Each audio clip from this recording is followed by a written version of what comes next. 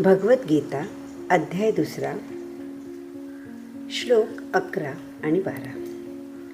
श्री भगवान श्रीकृष्णाचा अर्जुनाला उपदेश ह्या श्लोकापासून सुरू होतो. श्लोक क्रमांक 11. भगवान उवाच अशोच्यानन व शोचस्त्वं प्रज्ञावादश्च भाषसे गतासुन गतासूंश्च नानुशोचन्ति पंडितः.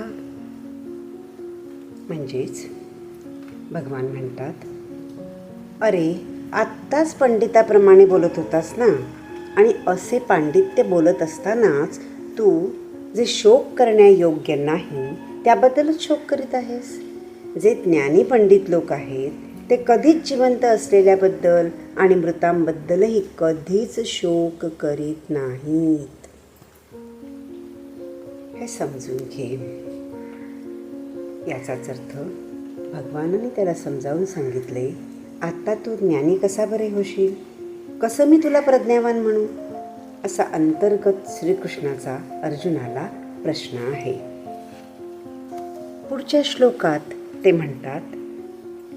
पुढच्या श्लोकात भगवान म्हणतात, श्लोक क्रमांक 12.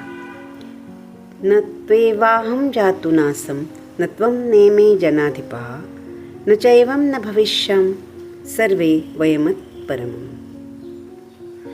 म्हणजेच हे बघ, या जगात कोणत्याही काळी मी, तू आणि हे सर्व राजे अस्तित्वात नव्हते.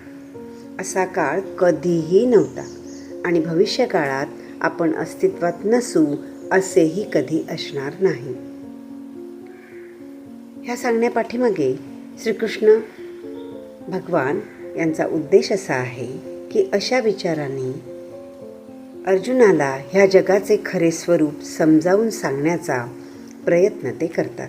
कारण वैयक्तिक कर्मफलानुसार विविध अवस्थांमध्ये असणाऱ्या असंख्य जीवांचे पालन करता भगवान स्वतःच तर आहेत, नाही का?